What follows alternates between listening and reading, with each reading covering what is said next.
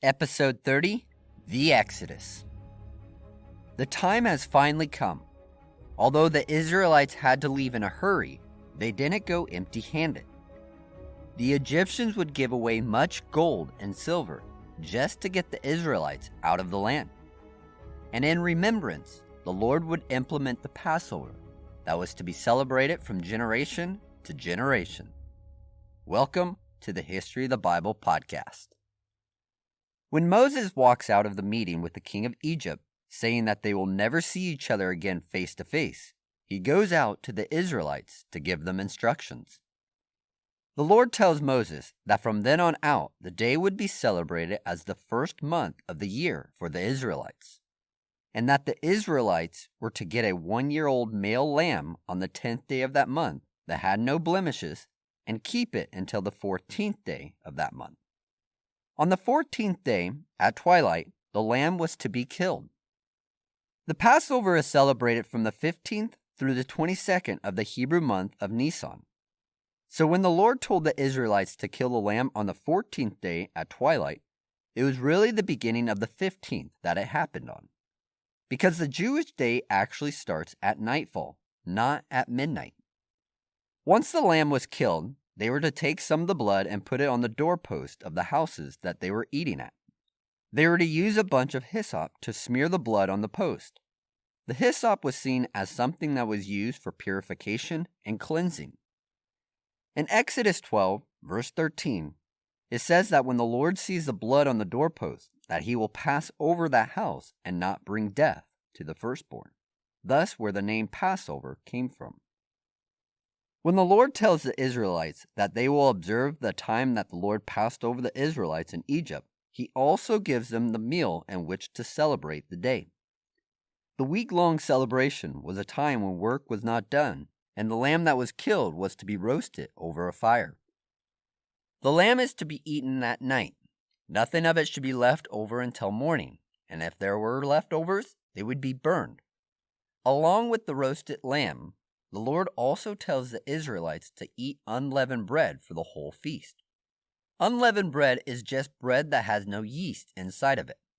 And there's a reason why God had them eat unleavened bread for this feast. With the unleavened bread, the Lord also tells them to eat bitter herbs with it. This feast is very important to the Israelites, and still, today the Jewish people celebrate this feast. It celebrates not only the Lord passing over the Israelites from the death of the firstborns, but also them leaving Egypt. That is why in Exodus 12, verse 11, the Lord tells the Israelites how to dress when eating the meal. It says that they are to have their belt fastened, sandals on, and staff in hand, and then to eat in haste. This was to help the Israelites to remember that during the first Passover, they were preparing to leave Egypt in a hurry. This is why their bread was to be unleavened, because they wouldn't have enough time for the bread to rise and then be cooked. So they just skipped the dough rising and ate unleavened bread with the meal. A sign to the Israelites that they would be delivered very quickly and that they would need to be ready for it. The Passover was to be celebrated every year by the Israelites. Today it is still celebrated. The meal is called Seder, and it has 15 parts to it. The first part is the recognizing of the holiness of the day, and a prayer is given while holding the first of 4 cups of wine. The reason that wine is used, and there is 4 cups, is because wine is a symbol of joy and happiness, and the 4 cups each point to a promise of God delivering them.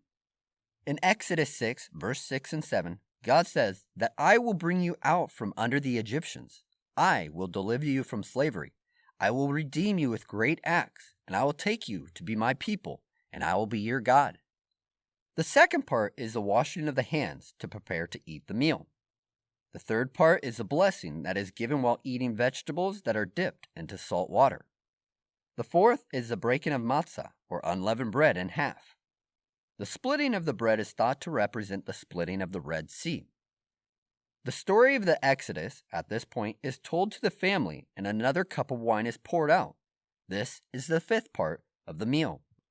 The sixth part is the washing of the hands, again before the meal to show the purification and sanctification.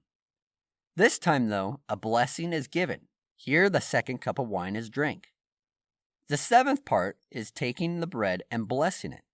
The eighth is the consumption of the bread. The ninth part is eating of the bitter herbs with another blessing. The 10th is taking pieces of bread and placing the bitter herbs in between it to make a sandwich, and then it is eaten. At this point, the meal is served as the 11th part. The 12th part is an activity for the kids. Earlier in the meal, a piece of bread was hidden. It was the kids that would need to go find it. The 13th part is another blessing and the drinking of the third cup of wine. The 14th part is the singing of a song of praise, and the last cup of wine is drank. The last part of the meal is the exclamation of "Next year in Jerusalem." This is just a summary of the meal that is used today to continue the celebration of the Passover, the moment when the Lord passed over those that had blood smeared across their doorposts.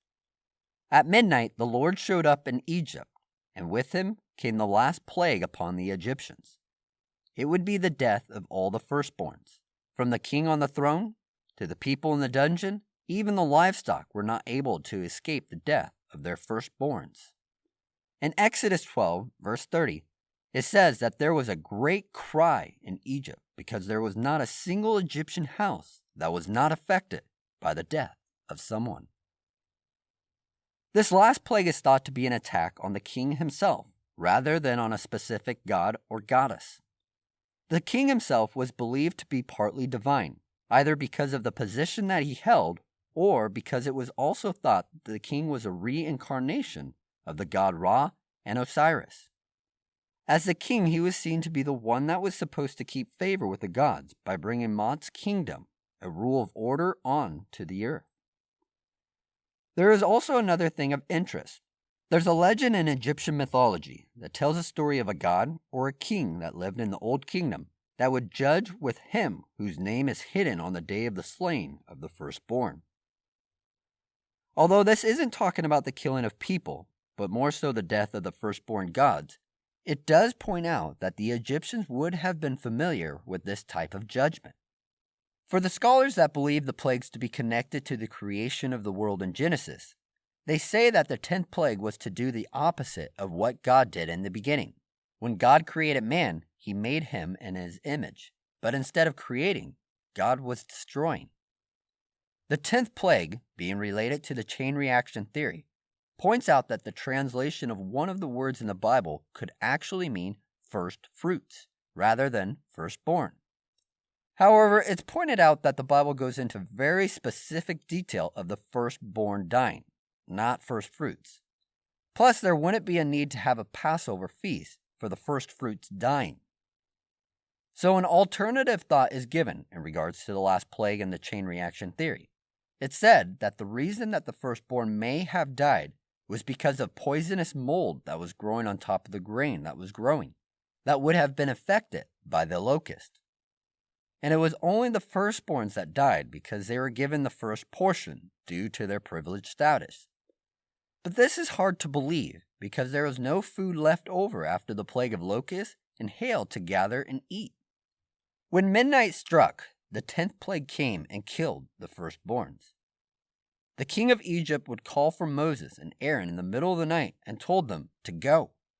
The king allowed for all the people to leave Egypt and to go serve the Lord, as well as all of their flocks and herds. The king only asked that Moses would bless him also.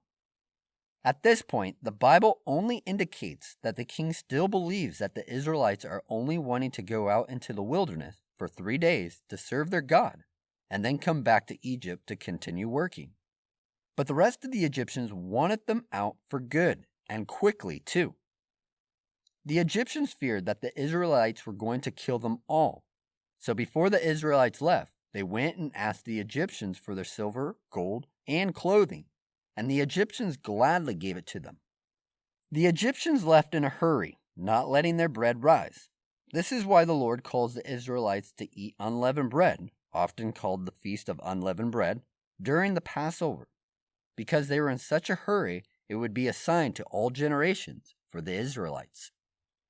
There's evidence today showing in Kahun, where the Israelites were believed to have lived, a large amount of things were abandoned. Things that were not usually left behind, such as tools, household items, and personal possessions that would have been packed up were all left behind, indicating that the sudden departure was done in a very short notice. This goes with Exodus 12, verse 33, in which the Egyptians wanted to get the Israelites out of their land in a haste. At last, after hundreds of years, the Israelites were preparing to depart Egypt. The 10 plagues were done in a fairly short time period.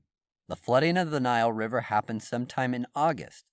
The death of the firstborn happened around April, as that is usually when the Passover is celebrated. The reason that it is thought that there were 10 plagues was because 10 could represent perfection, creation, and fullness.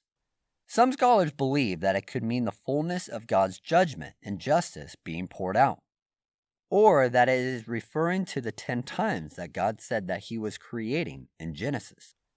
Although some scholars believe that the events in Egypt were just natural events that just happened to come about one after the other, oftentimes it is a way to explain away the greatness of God. It was God who demonstrated his power to the Israelites and Egyptians through wonders against the Egyptians' gods and goddesses. The word plagues isn't always the best word to use. A plague can sometimes just be referring to a disease.